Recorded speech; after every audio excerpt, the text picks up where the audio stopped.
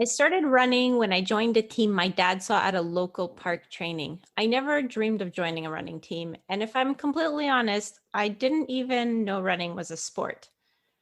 I just thought it was something parents did to get in shape or lose weight. I was probably about 13 or 14 at the time. I didn't even like running at first. I mean, I didn't hate running, but the team workouts were so long that I just couldn't keep up. And I would end up walking when I got to a section of the field where the coach couldn't see me. I'm not sure why I stuck with running, but I just kept showing up 3 times a week. Today, I'm very vocal about the fact that I love running, but I'm actually not really sure when that switch happened or even why. Today's book tries to explain our conflicted relationship with this sport.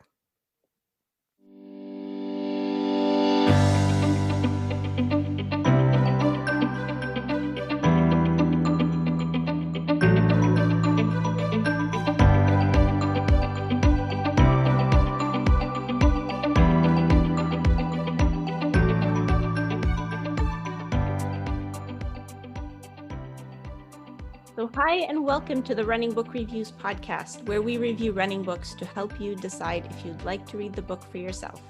We also hope that listening to us chat about running can help keep you motivated about your own running or maybe inspire you to try something new. My name is Liz, and with my co-host Alan, we're going to talk today with author Brendan Leonard about his new book, I Hate Running and You Can Too, How to Get Started, Keep Going, and Make Sense of an Irrational Passion. Let me tell you a couple of things about the book before we get started. I Hate Running and You Can Too. We'll find out whether it's a real hate relationship or a love-hate relationship. But certainly this is a fun book full of quirky pictograms that attempt to make some sense of our irrational passion for something that most people find hard. I guess many of us runners have heard before, our sport is every other sport's punishment. For those that are not really sure they like running, this book might help actually convince you that you will if you stick with it. The book starts with an intro and has 13 short, nice little chapters and ends with an epilogue thoughts. The chapters are to the point and cover topics such as get comfortable about being uncomfortable. It's only half about running. There are no hacks. And one of my personal favorites, loving something is different than liking it. So let me tell you, before we introduce Brendan, let me tell you a little bit about Brendan. First of all, he's an ambassador for Arc'teryx, and his creative work as a writer, filmmaker, illustrator focuses on finding, I guess, the common threads that bring us all together and use humor as an entry point for inspiring and empowering people. He created the website semiride.com in 2011. And since then, his writing has appeared basically all over the place in Outside, Climbing, Adventure Journal, National Geographic, CNN, dozens and dozens of publications. His films have been shown at film festivals worldwide, including Banff Mountain Film Festival, a Mountain Film, etc. He's an adventure agnostic. I guess that means he doesn't mind what kind of adventures he has as long as he's having them. And spent some of the best days of his life rock climbing, mountaineering, whitewater rafting, skiing, backpacking, and doing one of his current obsessions, mountain ultra running. Born and raised in the flatlands, a small town in Iowa, he now lives in Denver, Colorado. Although he tells us he's talking to us from Montana. Yeah, I live in Missoula, Montana now. There you go. Yeah. Found the inaccurate information on the web. As of a few months ago. I'm not supposed to talk about it that much, though. Okay. Yeah. Some of his achievements, Brendan has traversed Colorado's Sangre de Cristo mountain range and Wyoming's Wind River Range on foot. He's bicycled across America. Ho-hum. Just go bicycle across America. Run a 26.2 mile distance, marathon distance, 52 times in a single year, marathon a week. His favorite ski descents include Mount Adams, Mount Shasta Avalanche Gulch. He's a finisher of 100-milers, Run Rabbit Run, Hellbender, Bighorn Trail Run. Apparently, he's eaten pizza in 38 states and 12 countries. This is one of my favorite pastimes as well, so maybe we'll talk about pizza. He's directed and co-directed several award-winning short adventure films, including How to Run 100 Miles Ace and the Desert Dog, and Chocolate Spokes. He's also a board member of the Outdoor Film Fellowship. With that exhausting bio, welcome, Brendan. Thanks for having me. So the book, I Hate Running, what inspired you to write the book? Especially after having run like all those 100-milers. Yeah. No, I think I spent that year, I was turning 40 in 2019, and I was thought I'd do something interesting, and I thought I'll just see how many marathons I can run.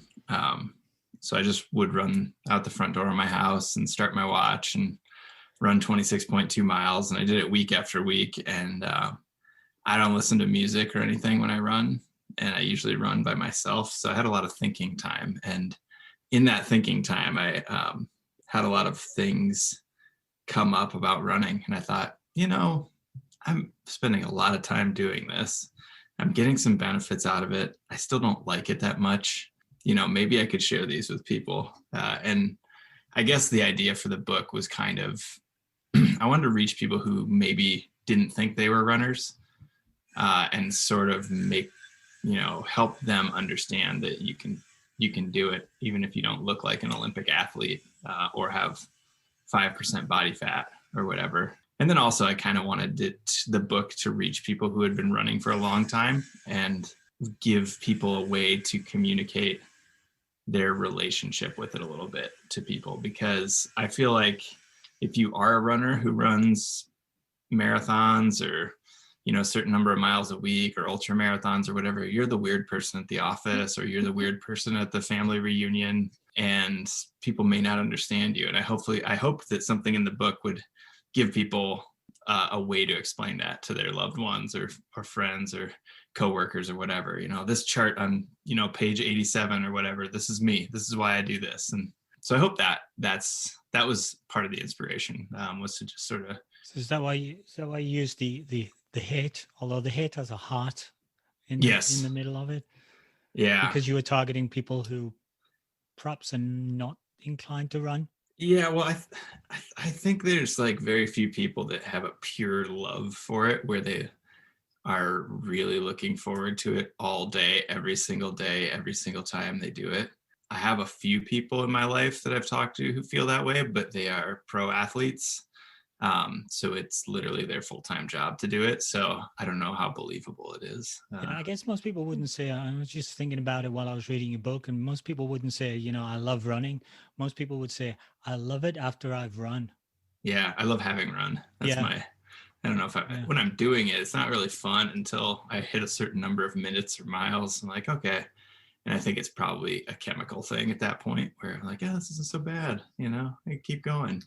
But yeah, most people don't like it. And I think that's okay. And I think people should know that's okay. Like, what exercise do we like? I feel like we're all just sort of finding ways to trick ourselves to do something to stay in shape, whether it's like CrossFit or, a Stairmaster or Peloton or whatever. It's like just this way of like packaging it so that you believe it's fun, and then you'll do more of it. And really, all of it's way less fun than like laying on the couch with a pizza on your chest and just like eating, that's fun. Like, I love that for sure. Yeah. But too much of a good thing, so. Yeah, I guess, I don't know if it's a general sort of saying, but my mom, God bless her heart, is passed now, but she always used to say, it's like banging your head against a brick wall. It's nice when you stop. Yeah, that's a saying I've heard about mountaineering. Mountaineering, it feels so good when you stop. Yeah. Yeah, I don't know. I have to say that, like, I'm usually excited to go out, but sometimes once I am out, I'm like, oh, this hurts and that hurts. But I'm definitely, like, I love what you said about being the weirdo in the office and having a way to explain to other normal people what it's like to like running, or I guess hate like it, or whatever, whatever your version is of it. Because I'm definitely, like, I do the run commute thing. I mean, back when we actually went to the office, now I can just come home and sit in my chair in my sweaty running gear and nobody will notice because we're all at home. But I was always the person like that would have run to work and then And it would be always like when there was a blizzard.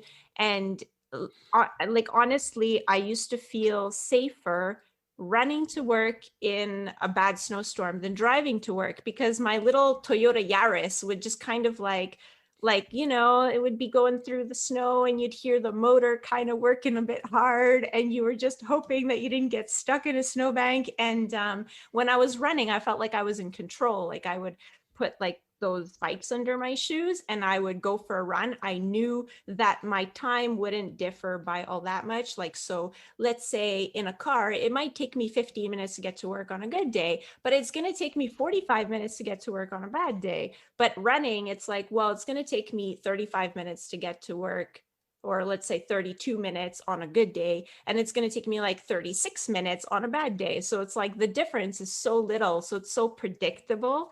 And I would try to explain this to my office mates, who would just like kind of just stare at me and be like, do you want to ride home after work? And I'd be like, no, this was a choice. Like, I'm happy to run to work because I didn't have to take the snow off my car. I didn't have to shovel the end of my driveway because it's got a snowbank from the plow that just went by. And they didn't get it. So yeah, I love that. I love that about this book, that you said how the weirdos can like explain this this love. I guess in the book it says you describe running as that weird friend that you have that most people dislike. Yeah. Or that I mean, I would describe it as that slightly OCD control freak friend that you have. Yeah, I think whose name could begin with E for Elizabeth, but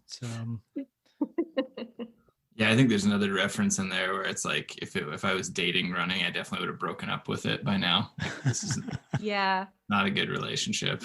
It's not a healthy relationship, but yeah. So how did you, like, with all the other things that you do, because it seems like you've been on all kinds of adventures, and how did running even start for you? You know, I ran sprints in high school, and hated long distance, like most people do, who aren't long distance runners in high school. And yeah, I just didn't do, you know, it was like you said, it's punishment for in every other sport. Yeah, I don't know. I feel like it's funny when you're an adult. I think in my age group, when you're an adult man, you know, and this is probably more so true for women as well, but in my growing up, it was like, if you got past age 22 and you told somebody you like sports, they would assume that you like to watch sports and not do sports. So it's funny, the funny things we learn in school, and like, well, you got to play sports, and then you play basketball and football, and you age out of the sports very early, especially football. It's ridiculous, you know. And I'm talking American football, if that's not obvious, which is not something that men in their 30s or women in their 30s get together and play at the park, you know. So and then we completely ignore these things like running, you know. It's like a sport that's actually you can do for almost the majority of your life. But yeah, 2006, I decided to run a marathon to try to quit smoking cigarettes. And that worked. I quit smoking, but I also quit running. I was just like, that was not fun whatsoever. It was awful. I trained for it. And I think I finished like a minute or two under 5 hours, and was like, that was awful. Never again. So then I took like 9 years off, and I had done a little bit of trail running here and there, and tons of hiking, tons of long days in the mountains, backpacking, doing alpine rock climbs and stuff like that, where you were out for, you know, sometimes 8, 10, 12 hours, moving almost the whole time, often with a bunch of gear, you know, on you. And I love those days. And I had always bounced back and forth with a friend of mine about the idea of doing an ultra marathon because I was curious about it. Yeah, I think it was 2015. He finally signed up for a 50K, and he was talking to me about a training run that he had done and how awful it was. And it was like 22 miles, and he ran out of water, and it was so hot, and it just sounded really miserable. And I thought, wow, that sounds really right up my alley. I think I should do that, you know? So the next morning I went out and I was like, I'll just try to run 10 miles, like around the neighborhood, like flat 10 miles. And it went okay. And so I signed up for the 50K too. And I had think like 23 days to train for it, which is not enough. And long story short, I did it and I finished and it was fine. I almost didn't finish because of IT band pain, but I did. And then I was kind of like, well, we survived that. Maybe I could do 50 miles. And then after that, maybe I could do 100. And it became this thing. It was like, it was just a good time in my life. Let's see, in 2015, I would have been 36. And it just seemed like I was through the youthful part where I was young and stupid. I'm still stupid, but not in that same way, I guess. Where I needed those long days out on the trail to run and, just get away from my computer and my phone and everything like that. So it became a really central part of just what I do on a weekly basis. So yeah, I'm just exploring how much distance you can do, city running versus mountain trail running. There's a lot of exploration to do. And I think in a lot of outdoor sports, you can find these things that are really stimulating, like mountain biking downhill, skiing, rock climbing. These things are like you're engaged full on the entire time, or for large chunks of it, or whitewater kayaking, which I haven't, that's like the one thing I haven't done, but you have to be there and present and paying attention and reacting in real time. And running, it just seems so easy. I can just like trot for 8 or 10 hours and stop when I need to and pull stuff out of my vest and eat and drink and whatever, and just keep moving. And I love that about it. And it seems like the perfect time in my life to be doing that. So that's kind of a long answer to your question, but yeah, that's my entire life in running. So yeah, I have to say I had the same experience with the marathon. The first one I did, I finished it, and I was like, oh, well, that was good. I mean, I wanted to finish that once in my life. It's done. I'm never doing that again. Yeah, exactly the same. I think I was 12 years between my first and second marathons. I wasn't even that long between the two, but I remember crossing the finish line and being like, wow, like that's the hardest thing I've ever done. I don't think I'm ever going to do it again, but at least I scratched it off my bucket list. And then I don't know, I don't even remember how it happened, but I think 2 years later, or maybe it was the year after, suddenly I'm registered for another one. But they were on the road. So actually find it fascinating, because me and you are very different in that you seem to be able to like let your mind wander free in the trails. For me, running in the trails is like the opposite. For me, my mind wanders free on the road because it's flat. I don't have to think about anything. It's, you run on the sidewalk, it's safe. In the trails, I'm always like, oh no, okay, where's the next route? Which rock should I jump on? Is that one going to move? Oh no, I brushed a leaf. Is there a tick? Am I going to have to look for ticks on my body after? Maybe the tick is in my sock now. There's all these things that go through my mind when I'm trail running. I promised myself I wasn't going to mention any trail running stuff about you, Liz. It's okay. Even if Brendan brought it up. Well, he brought it up. So here we are talking about trail running. Yeah, but Brendan, you're whitewater rafting or, rock climbing without any ropes. What you experience there is what Liz experiences when she's trail running. Yeah, pretty much. Yeah. She's wound up really tight, going root, snake. No, it's a root. Yeah. Root, snake. No, it's a root. Right. Yeah, right. And so Alan just mocks me during the whole trail run. Yeah, I think it can be like that depending on the trail. And like I just have developed, like I've run on the same trails so often that I think your body sort of knows what to do after a certain point where you're like, okay, you just learn it a little bit, I guess, and maybe you're not so focused on the next little obstacle or whatever it is. But yeah. Sounds like we all got into running the wrong way. A little bit like, yeah, let's do this marathon thing. And then, oops, this is a lot to bite off.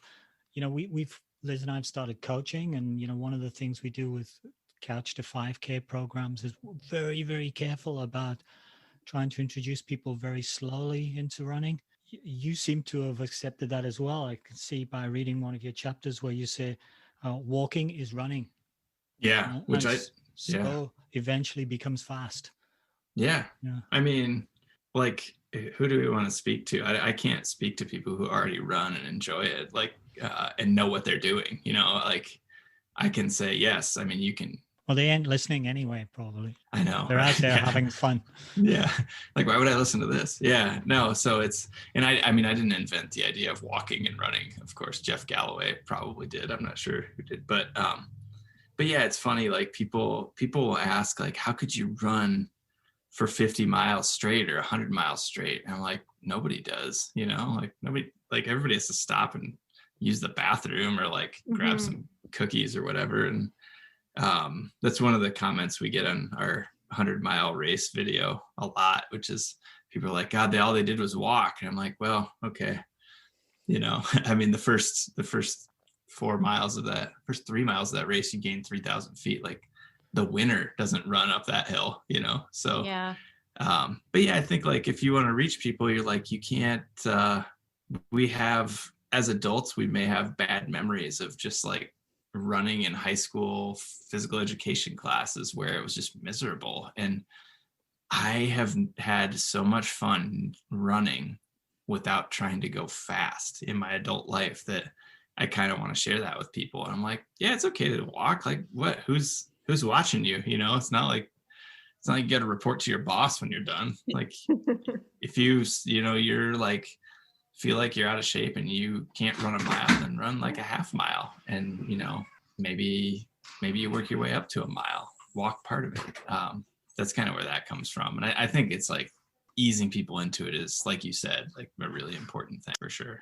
Yeah. And I also like there was like a little pictogram with, you talk about like a guide. And when one of the reasons people have a guide is actually to keep them kind of on pace. So maybe you can kind of describe that because it goes along with the slow is fast theory that you also mentioned. No, I kind of learned that like living in Colorado for a long time, I would hike up the 14,000 foot peaks in the state. There's 50, 54, 58, depending on who you believe. And when I was young and new at it, we would, in the upper parts of the mountain, you would go a few feet and stop and a few hundred feet and stop because you're so out of breath. And one of the first times I did a guided mountaineering trip, I realized that was a large part of the guide's job, was to just keep you from doing that. So you weren't like sprinting and stopping and sprinting and stopping. And I think in the book, I compare it to like driving somewhere with a bunch of people in the car and having somebody stop to have to use the bathroom every few miles, as opposed to like all of us doing it at once. So the pace there is like, I learned later on just to go at a slow enough pace where you could keep moving the entire time. And I still do that, like ski mountaineering. The way to get there is, it's frustrating to go and stop and go and stop and go and stop. But it's when you are moving and you stay moving, it feels so much better. So I'm still learning that thing about pace. There's a couple steep trails around where we live here. And one of my goals last summer was to get up one of them without walking the entire time. And I tried once and got like a third or 2/3 of the way up. I was like, man, I was dying, and my wife went out and was like, yeah, I ran to the top of Mount Jumbo today. I'm like, wow, how'd you do it? What'd you do? And she goes, well, I paced myself. And I was like, oh, interesting tactic. So the next time I did the same thing. I just slowed down and made it to the top. Like, wow, it's magic, I'm still learning. So yeah. I don't know whether you share the observation, but I find sometimes the beginners or people who are just developing their running skills that have trouble with this going slowly. They feel that, or walking, they feel that somehow they're not real runners. We have this thing about being a real runner. Yeah. You can go jogging with some Kenyans, providing they're on their easy day. They'll be going at 7-minute pace, 8-minute pace. That's per K, not per mile. And you can keep up, no problem. But you try to do that with some beginners and they go, oh, we're apologizing for being too slow. And they're trying to pick up a pace that they can't hold. It's kind of seems to be part of the learning process. So it's good to have a book that tells them, that's pretty accessible and tells them, hey, take it easy. Yeah. Exactly. No, every time I get injured, it's because I was trying to go too fast. So I've had a really good time. Like, to me, the goal is to go far, not necessarily fast. Like, that's my goal, like to be able to go deeper into the mountains in a single day, or with a certain amount of water and food, and like to be able to see more, as opposed to like trying to crush it out very quickly. So I've always sort of defaulted towards the easy pace where I'm not tearing my Achilles tendon or whatever it is that would happen. I'm not a 20-year-old man anymore, so I have to be a little reserved for sure. So, but yeah, I think that's like, people think like, well, it's running, you do it fast. And I'm like, well, I don't, Like maybe you don't do it fast, but you definitely do long. And I mean, I've been running for, you don't count my high school years, and just since the time that I was, early 20s, like going on 15 years. And I still can't wrap my brain around 100 miles. I can't wrap my brain around it. I've done marathons. I've done, a few marathons, and I've done a 50K. But this 100 miles, we have a buddy in our running team that's done several of them. And like, I just can't even wrap my head around that distance, because it's like almost 4 marathons, but all at once. So how do people end up doing these irrational distances? Like, or maybe, I guess you can speak for yourself. How did you end up getting to 100 miles? I mean, it just seems like that's the stuff you've heard of in the ultra running world, and it feels like that's the goal. Like, there are definitely 200-mile races now, but for some reason that just like doesn't seem plausible to a lot of people, and like it's a very, very small niche. But yeah, the 100 is just a nice round number of this completely contrived measurement that we have. It's like whatever. And I've done 3, and when you say you can't wrap your mind around it, I think when I try to explain it to people, I'm like, almost everybody is walking the uphills and running the downhills and running the flats. And even then, I think that's probably only for the first 70 miles. So somebody said that in our 100, they're like, well, you were running through the finish. That's pretty good. You survived that long. But for the most part, yeah, it's just moving, it's just constant moving. Relentless forward progress, as the title of one of my favorite ultra running books says. So you just keep going, and when it's spaced out for that long, you can't go, oh my gosh, I just ran a 18-minute mile. I'm not looking at my watch. I'm just like, where's the next aid station? Like, because you're stopping to like change your socks, and like stopping to put on pants or take pants off because you're hot, or put on a rain jacket, or refill your, there's so much that goes into it. It's not like a marathon where you're just hammering, and like you're only stopping for like to maybe use the bathroom once, and then maybe grab some water and half a banana or whatever. You're like, half of the battle is trying to keep nutrition in your body. Like I have a trick where I make these vegan frozen pizzas the night before, and I like basically make them into quesadillas and cut them up, and then I'm eating a pizza like walking out of an aid station, which is like, if you tell somebody who's never run an ultra marathon before that that's part of the sport, they'd be like, what, you eat pizza? And like, so yeah, I think you got to slow down your expectations a little bit. Also, when you look at people who win those races, so some of the races I've been in, the winners finish in like 19, 20, 21 hours. And I'm rolling through it like 32, 34, whatever. It's a completely different sport at that point. Like it's 12 hours. Like they have literally gone home, gone to bed, got back up again. And then I'm going through the finish line. So well, that's the part that is kind of hard for me to imagine, because, like, I mean, I've done all-nighters because in my previous job, we did medical evacuations, and, there were some days you were on call for 24 hours, but you might just get called out for like 2 hours, you go back home.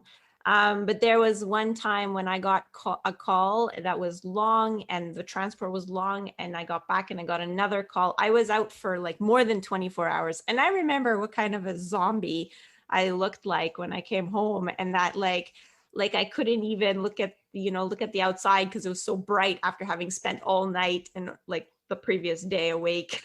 And I can't Yeah. even imagine like what it's like to like, how do you feel in one of these 100 miles when you've run the whole day, then you've gone through the night, and then you've woken up the next day, and now the sun's shining in your face. Your eyes must be all dry from not having closed them at all. I mean, I can't speak for other people. I feel awful. I hate it. Like, I'm like, I've realized that like 100K is an awesome, fun distance for me to do. It's very challenging. 100 miles is a completely different endeavor that brings into that account that sleep deprivation things. Like, I can take care of myself for 60, 65 miles. I actually just did like a self-supported 65-mile run last fall here in the mountains near town, which was super fun. And like, I was no question I was going to be okay, but like 100, I sort of outsourced my self-care to a pacer. I'm like, hey, I'm going to need you to run for like with me for the last 30 miles or whatever. And run, I mean, walk and run, and make sure I eat. And like, if I act like I don't want to change my socks, you got to make me change my sock, things like that. So you are able to, I feel like that's a huge, huge benefit to those things, is where you have someone else who will make you do the thing that's going to help you, as opposed to having to remember to do it. And you talk about doing jobs where you're awake for 36 hours. Like, worst thing, that we're not doing surgery here. It's like, all I have to do is keep my feet moving and like not trip and fall on my face. Like, literally the course is marked. My friend, my pacer, is helping me turn at the right spots. And, you pretty much just like, it allows you to push yourself into those zones of just being completely, a zombie, like you said, where you're just like, I'm just going to keep staggering forward. Yeah, I guess because you got to outsource the decision making, so you don't have to decide to change your socks anymore. Someone's going to tell you to do it. So you just have to do one foot in front of the other. Yeah. Whereas if I had to do like complex math to figure out if an asteroid was going to hit the Earth or something like that at that time, that's bad news for everybody. I'm like, that's not going to happen. But it's just like, can you keep moving? Can you keep walking? Can you run a little bit? Yeah, okay, I could do that, but can you stay awake? Things like that. So it's a little easier. But yeah, I don't know. I don't know if it's necessary for people. You got to really want to do it. And if you don't really want to do it, it's going to affect, like, you have to have a reason that's so much bigger than just like curiosity. I feel like you have to kind of want to be one of those people who does it. And one of the best parts about ultra running for me is showing up to those races and realizing you're not in this like elite group of Navy SEALs or like Olympians. It's like, you look around and sure, there's like 10, 12, 20 people who are competing for first, second, and third place at a race, but the rest of these people are just like normal folks who have jobs and kids and families and other responsibilities. And they're just weird people like you who are trying to get it done. And they look like normal folks, but in fact, they're all complete psychopaths. Yes, exactly. Or extraordinary in this very weird way. As illustrated by your table in your book on page 15. Yes. Yeah. It's like that. And that's part of like who you hang around with. That table or that chart is like, if you have never met anyone who's run a marathon, that sounds pretty insane to you. But like, if you have 2 or 3 friends who have done it, it seems like something that's pretty doable, And once you start getting into these events and these communities and you hear people talk about things, it's like, oh yeah, 100 miles, completely normal thing to do with your weekend. Even though if you went to the airport and got on a plane and told everybody on the plane, like, yeah, I'm going to run 100 miles this weekend, people would be like, what is wrong with you? That's so bizarre. And it is really, but more and more people are doing it. So it's kind of a, I guess for our listeners, I should explain the table. The table is a whole series of 2 to 3 columns. If you're a person who can currently run whatever the mileage is, for example, 1 mile, then there's another column that says it seems reasonably possible that you could become a person who could run, for example, 3 miles. But only a complete psychopath would ever run 6 miles. Yeah. But however, one day, if you become a person who can run 6 miles, then you think, well, it's kind of possible to run a half marathon. Yeah. But only a complete psychopath would try to run a marathon. Yeah. And it kind of goes on and on from there. There's a whole table of things. And I guess you're right at the bottom of the table where if you're a person who can currently run 100 miles, you go, well, yeah, I can do it. But only a complete psychopath would try to do 200 miles. Yeah, exactly. Yeah. And there are not that many opportunities to run 200 miles in America or in the world right now. So that's good. But there's like a few events like At that. the To me, moment. I'm like so not interested in that. Like I'm good, man. Yeah. So I think you are definitely an expert on being uncomfortable. What would you say to new runners who find running uncomfortable? I just read something great about this. There was a great quote that I did not write down, but it's something to the effect of affluence for so long in our society was like trying to be more comfortable. And now it's sort of, there's a subset of people who are still like, we want to challenge ourselves outside of work or outside of whatever else is in our normal lives. And to do that, we have to be uncomfortable. And I think like, there are a lot of things that make you comfortable and they're worth doing in a self-care perspective to recharge and stuff like that. But like growth requires discomfort in almost every way we do it, whether it's raising kids or trying to get a promotion or even just get a new job or, things like that. And exercise is no different. And to me, everything good that has happened to me or every good experience I have had in the outdoors in some way has been uncomfortable in some way. And the more you get comfortable with being a little uncomfortable, the further you can go in that direction. And you can become a complete psychopath, just like me, I guess. But no, I mean, like, camping is uncomfortable, but the sunrises and sunsets are worth it. Mountaineering is extremely uncomfortable, but the view from the top is worth it. Like the experiences are worth it to me. And yeah, pushing yourself means you can do things, you can do bigger things. And I also think you can discover things about yourself that you didn't know you could do. There's popularized sayings like I've heard Navy SEALs, I think it's like, is it called the 40% rule or something like that? I think that like David Goggins says like, what you think you're capable of is only about 40% of what you can really do. So even if you do 10% more than you think you can do, it's growth, but I don't know that you need to like be pushing yourself to the brink of death. That's probably a little bit too uncomfortable, but yeah, do I think most people can run marathons? Probably, given enough time and a little bit of work at it and giving themselves some slack and saying, I'm going to run a marathon. But when I say run, I mean, I'm going to walk a couple miles of it. I'm going to walk 1 minute out of 10 minutes or whatever it is I need to do to get to that finish line. Like, will it be the hardest thing I've ever done? Sure. But I can do it, and it's not like when people say they can't do it, they think like, I couldn't do it tomorrow.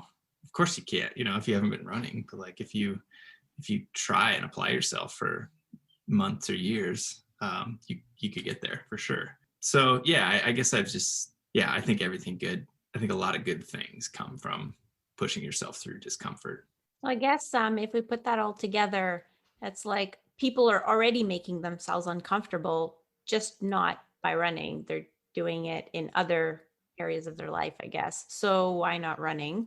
Because it can give you, good health and the opportunity to grow without being accountable, because in every other sphere of life, you're kind of held accountable, like at work, you have a boss. So if you set a goal, your boss is going to then at the end of the year be like, well, did you achieve it? Then you're going to have to, explain why you didn't. Whereas running is completely for you. So at the end of the year, if let's say you set your target on a sub 3-hour marathon, and you don't achieve it, well, the only person that's going to be asking, well, why not, is going to be, or maybe your running partner who was trying to achieve the same thing. You actually introduced me to a new concept. Did I pronounce it correctly? The hedonic adaptation or hedonic treadmill. Yeah. About sort of the pursuit of happiness in something. we always say, you need to build joy into the process and not get fixated on the end point, because you're going to spend a lot of time in the process and very small amount of time, maybe none at all, achieving the end point. But in fact, you actually give, in your quirky diagrammatic way, you give a quirky explanation of how that seems to happen everywhere in all walks of life, but also in either distance of running. If only I could run this distance, I'd be happy. Or if only I could run this speed, I'd be so happy. If only we could do a sub 3 hour marathon, we'd be happy. But in fact, that's scientifically, that doesn't seem to be the case with this hedonic adaptation. So if I just had this nicer car, I'd be happy. Because you return to this like base level of happiness no matter what happens. There's a number of fascinating studies of that, but I think goals are important for sure, because they push you to do bigger things or discover things about yourself. But it's, when I look back on, I want to finish this race so I can be a person who finished a 100-mile race. The summer that my friend and I spent training for our first 100, we spent like every Saturday together running long days in the mountains, And did I enjoy the race? It was okay.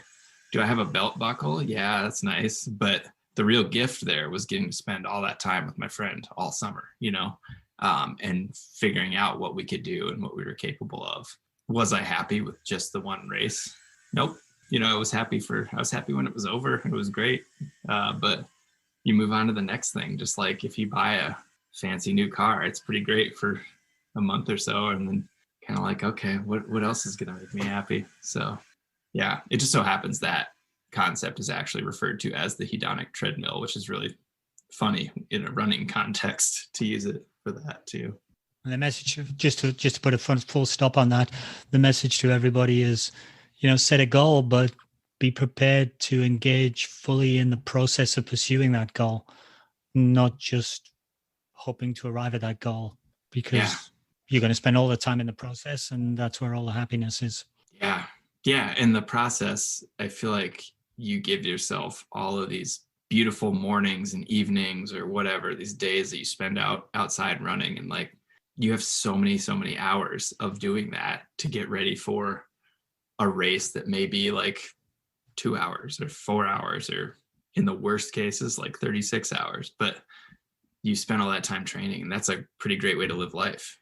We know from your bio that you're a pizza eater, and also we know from reading your book that you've quoted The Happy Runner by David and Megan Roche.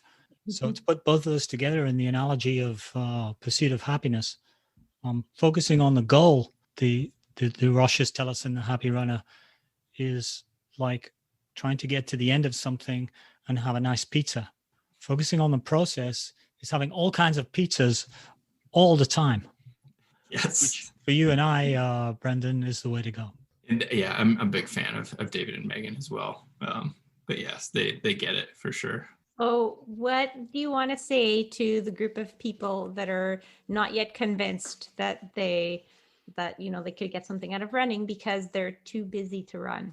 Oh boy, that's a good question. I mean, if you're too busy, I have a hard time getting myself out the door to exercise like almost every day. There's a chart in the book that shows like procrastinating the run and then putting running clothes on and then procrastinating while you're wearing running clothes, which is something I do all the time.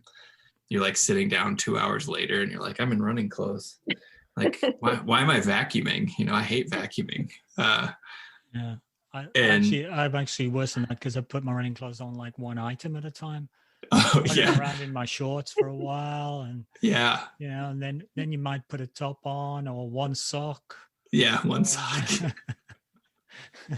Yeah. So I read that Jason Koop, who's a famous distance running coach, I read somewhere where he said that the minimum amount of time you need to train per week to run a 100-mile race was 9 hours. And I don't know how fast he's thinking people run those 9 hours, but I was like, that's awesome. I'm setting the bar there, and like, so if you think about that and you're not training for 100, you don't have to run that much to be a runner. It's like you can go out a few days a week. I'm aware that people will do like 2 runs a day and run like 6 days a week or 5 days a week. And I'm pretty happy doing like 3 or 4, in one of those being a really long run where I just go out, and sometimes, I call it like my Forrest Gump run, where I have no idea where I'm going to go and how long. I just kind of go until I'm like, well, if I want to, maybe I'll take a right here this time, and whatever. So I guess I feel like you can ease your way into it, and it can mean whatever it needs to mean to you. You don't have to answer to anybody. You don't have to be on Strava. You don't have to like run a marathon. You don't have to run an ultra marathon. You don't have to race at all if you don't want to. You don't even have to wear running shorts. I have a friend who doesn't run with a watch or measure mileage whatsoever, and somehow he's in shape to do a 100-mile race or 100K every fall.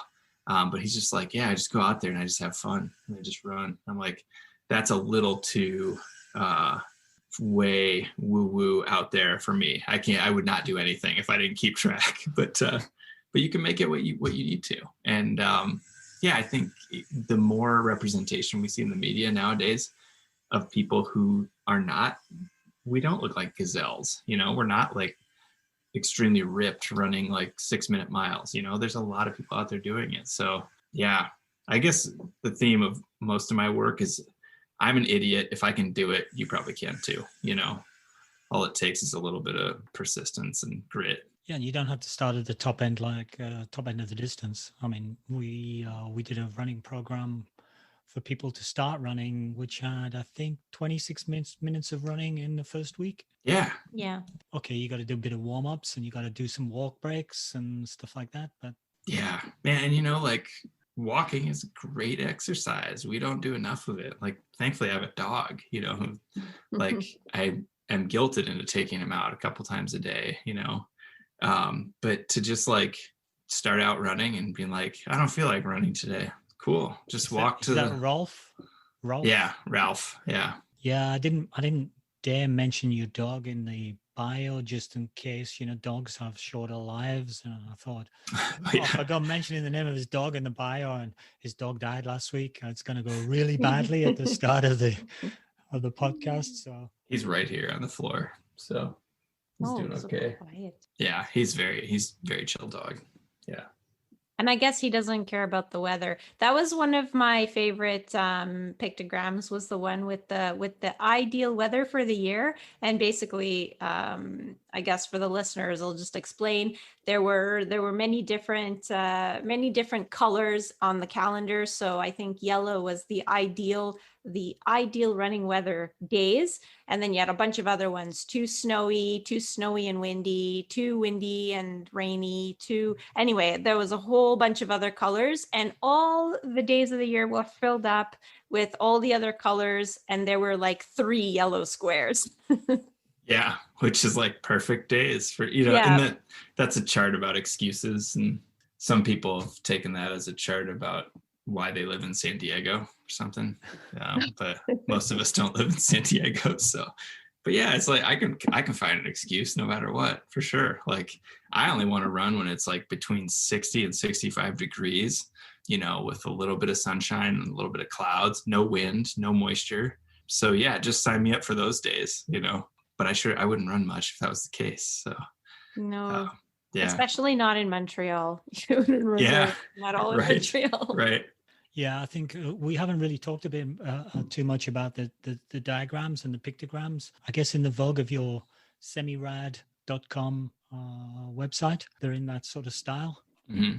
And they make it kind of fun to just push home the points that you're making in a quirky but kind of neat, entertaining way. As Liz said, the diagram about the weather calendar is a great one, but there are a whole bunch of diagrams all the way through, from even the intro, the contents page, which is a running route.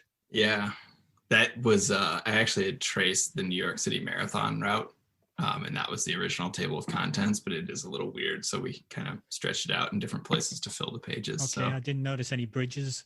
No, well, I wouldn't. Yeah, I didn't stylize it a bit. I didn't mark the bridges because they're not marked on that. I just traced the entire thing. But yeah, no, those are all like, I enjoy trying to get concepts down to something that people can get in like 3 seconds. And I think it helps make the book an easy read. And it also, I think people who respond to those visual things.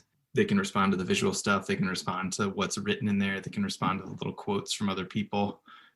So there's a lot there, I think. And that was the goal of the book, is to make it a pretty interesting piece that was like very short. It's only, I think it's 11,000 words in the whole book. So if you sit down with a New Yorker article, it's a lot of times longer than that. So the book you can kind of rip through in an hour or two if you're a fast reader.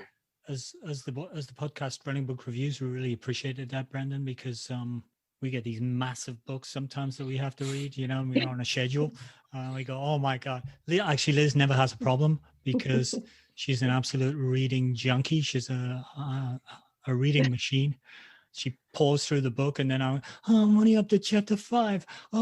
We've got to talk with Brendan in a few days. What are we going to do? No, this book does not present any of those stresses. No, I bought a bunch, I go just rip through it. Yeah. I had picked up a lot of running books to like kind of see what was out there and see if I could find things in other running books that I would like to include. And I'm sure you're familiar with Tim Noakes' book, The Lore of Running. Yeah, I have that in my shelf. And I think I might have read the whole thing, but definitely not in the order, like page 1 to whatever, 500.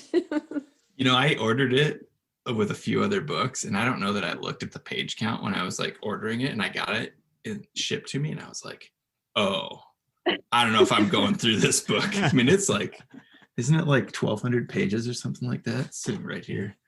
Like 930 pages with the index. Yeah, it's a massive brick. But it's a wealth of information. I think I had read it in sections because at one point I was injured.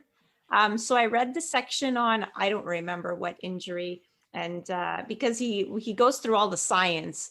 So it's pretty cool because he'll give you kind of I wish they did an updated version, because I wonder if some of it is, could probably be updated, because I think he talks about performance enhancing, like supplements and things like that. So, there's a section for everyone. And I think at one point I thought I was dealing with overtraining. There's even a section on that. There is, yeah. So I guess your book is the antithesis of the Lore of Running, or the opposite. I mean, this is like the ultra marathon of running books. I feel like, this is like the 200-mile race of running books, and mine's more like the 5K or something. I don't know, but yeah, that's a lot. It's a lot to get through. To illustrate the quirky nature in your in your own book. In the chapter where you say write your own definition of success, you start off by saying your definition of success is not like a Honda Civic. Perhaps you could explain to our listeners what oh yeah. Well, it's like, I mean, it's basically saying that, so there's a couple of charts in there, and it's like comparing, like a Honda Civic is a car, and it's going to be the same, like if you buy it or if I buy it, and if you're a Boston Marathon qualifying runner, and we're both looking at that Honda Civic, it's still the same car, but we get completely different things out of running. Like I have no interest in qualifying for the Boston Marathon. Probably one of the most first and foremost reasons is I would have to work really, really hard and potentially maybe still not even come close to qualifying for the Boston Marathon, because it's you have to go fast. But there are so many other ways to look at it besides being fast. So am I doing the same thing as that Boston Marathon qualifier? Kinda, but not objectively the same thing. We could be running next to each other, not for long, but people wouldn't look at us and say, those people are doing the same thing. But if we're both driving Honda Civics, it's definitely still the same thing. But the chart in there sort of goes and compares their running goals to my running goals versus something objective and concrete like that. So I like the way you do that all the way through the book. You take the example and squeeze it down to the absolute. Yeah. It's sort of small, typical example. Yeah. That's cool. Fun. It's like, that's what people know too. Like that's the thing that has the most media attention on it or whatever, and it's like, we can do so much more with sports if we don't just focus on the people who are the absolute best at them in the world, but we tend not to with sports. It's always like, who is the highest performer? And boy, there's a lot of entertaining stories of people who aren't, finishing in the top 10, and entertaining and inspiring stories for sure. Given that the book's sort of designed a little bit to people who maybe are not huge runners and not sold on it already, other than exhaustion, sweat, and bad toenails, how could you what would you describe, or what would you like to say to people in terms of what you can get out of running? The good things or the bad things? No, the good things. Maybe the good things. Yeah, I think the bad things. Ignoring people the can sweat, find the those bad themselves. toenails, and the exhaustion. Yeah, I mean, one of the things that a lot of people talk about, which I have gotten a little bit of, but hasn't been the primary thing, is just the community. That people find in running and running clubs, and even like online forums or Reddit or subreddits, or like running memes, where you find that group of people who sort of thinks like you do. And to me, it's like, I've done all these mountain sports and done all kinds of different things, and running has put me in the best shape to do those things, as like I'd done them before. And now I'm like, I should have just been doing this all along, so I'd be fit for things like backcountry skiing, but yeah, I think it can be, it can be whatever you want it to be. And I think that's one of the greatest things about it. And you can pick it up and you can put it down for a while, and you can go back to it, and you can do it year round if you really like it. But yeah, I think the community, and to me, the best thing is probably the memories of all this time that I've gotten to spend outside, which I have not done like Peloton. And I'm sure that's pretty great in a lot of ways, and people seem to get a great workout out of it and be really into it. But I'm kind of like, man, I'll take my sunset runs and my sunrise, the things that I get to see, and the views of the mountains and my neighborhood and stuff like that, and just being out amongst trees and natural environment. That's a pretty great thing that I wouldn't trade. So that might be the best thing, I guess. And it is also the most efficient way I have found to burn calories, which translates to ability to eat more pizza and then stay within a sort of quote unquote healthy weight range for myself. So yeah, we did a nutrition podcast a couple of weeks ago, and basically I worked out that I'm just not eating enough. I need to eat more stuff, which is fantastic. More pizza for you. That's an extremely lucky position to be in. I wish I was in that position. Okay, I just got to schedule extra meals in between my meals. Yeah, exactly. You should. Just a couple slices of pizza a day. It's good. It's the way to go for sure.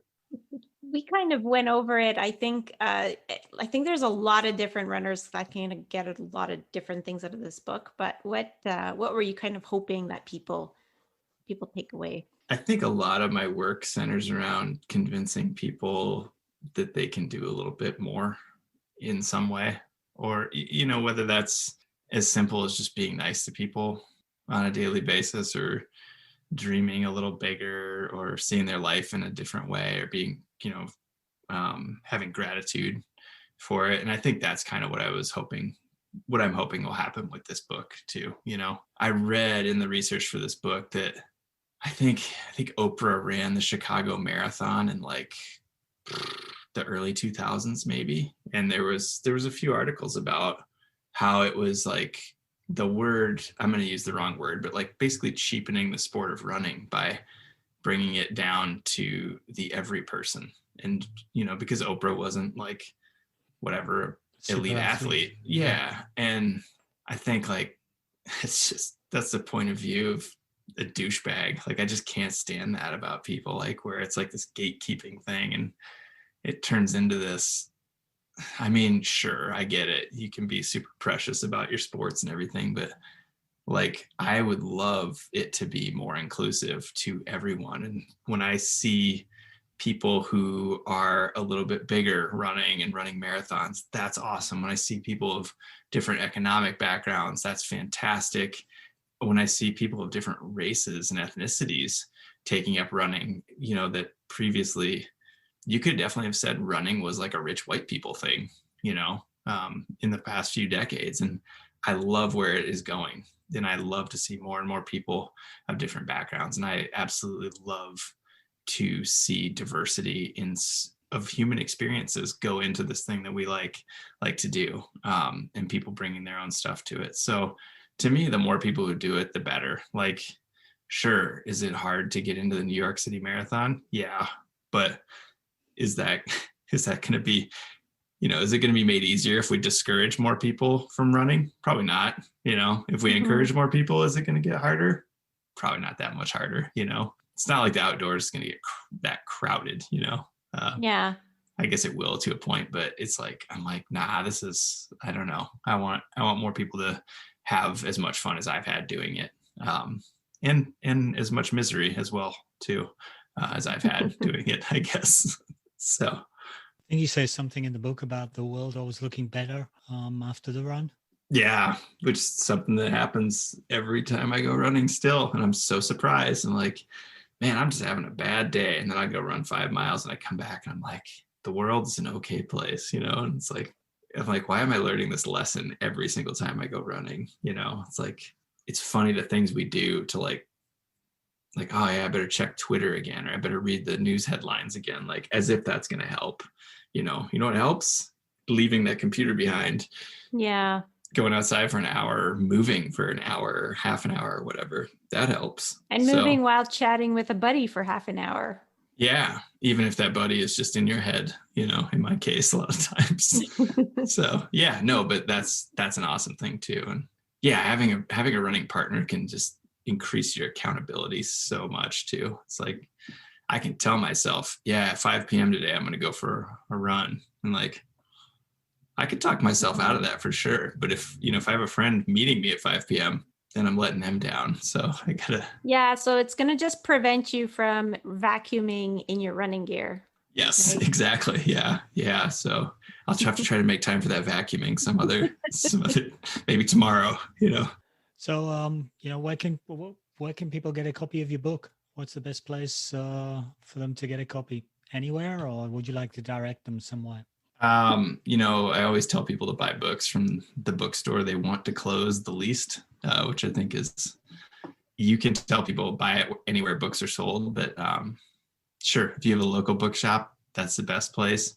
If your favorite place to buy books is Amazon and you need to pick up some staples or a robot vacuum cleaner or whatever, that's fine with me too. I just wanted to get out there. So it's any bookstore can order the book, and Bookshop is an incredible resource that I have just sort of in the last few months realized how great it is. You literally just go to Bookshop, search for a book title, pick a bookstore you want to benefit from buying the book from Bookshop, and they literally send money to that bookstore. So I'm a big fan of that. But yeah, whatever. You can even support your bookstore of choice, basically, from an online type of service. Yeah. So that's great. But yeah, no anywhere's for anyone. No, yeah. Are we likely to be seeing a sequel? Like I still hate running, or I hate running even more? Or yeah, I have thought about doing a sort of just like some of the more like a personal story that's sort of chronicles the journey that I've had with the whole thing. But I feel like the books are always like something of an unlikely ultra runner. And I kind of look at myself and I'm like, yeah, well, I'm college educated, middle class guy. It's pretty likely I was going to do something like this, I guess. It would be in the same style though, like kind of, I'm not finishing very, very far up in the pack in these races. So, but it'd be fun to kind of demystify it for people and be like, this is what it's like.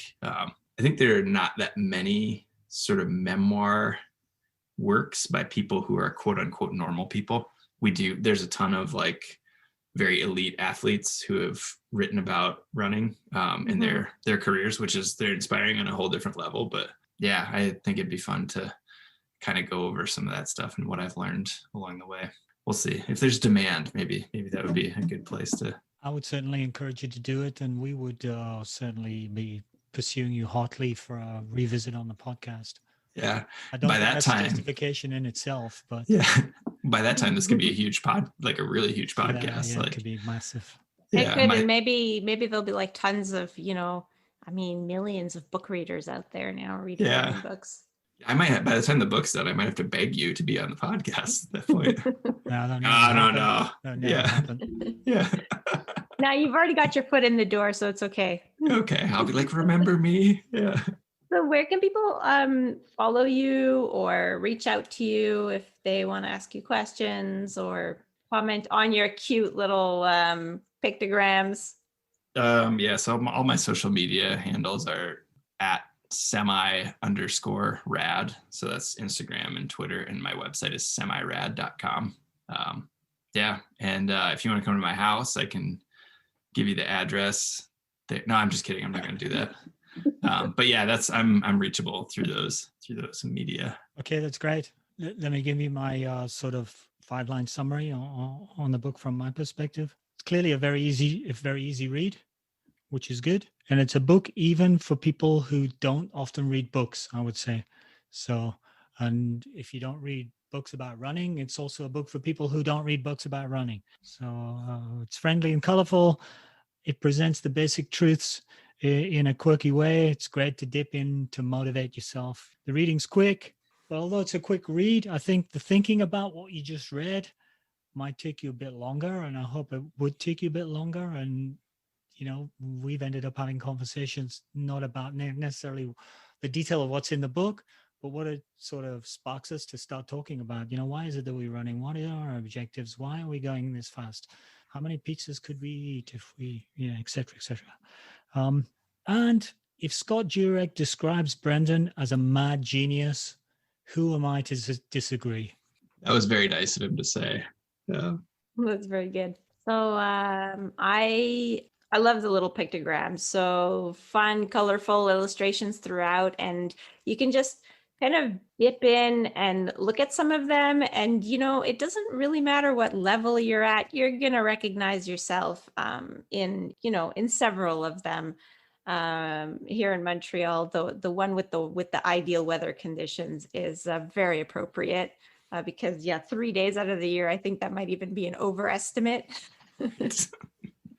Yeah. I feel like there's somebody complaining about the weather almost every day of the year. So, and I guess that's very subjective also, but a lot of fun. I also liked the one pictogram. It was over a few pages. It was how many small things eventually become one big thing. And so Brendan had just a little block, and on the second page he had 2 blocks, and on the third page he had several blocks, and then after he had like a mountain of blocks. And it's just to say that, you go out today for 5 minutes of walking, and then if tomorrow you go out for 5 minutes of walking, well, if you do that every day, well, at the end of the week you've done 35 minutes of walking. So I think it's a great reminder to everyone, whether you're striving to be a sub 3-hour marathoner and all you need to do is add in some strength exercises, or if you're just beginning to run and you need to start just getting outside. That pictogram was really great. I'll say, like Alan, that it's a great little format. It's kind of like a small book. It's good for everybody. Even if you think running is crazy, let's say you're a runner and you have a spouse that is like, what are you doing every day?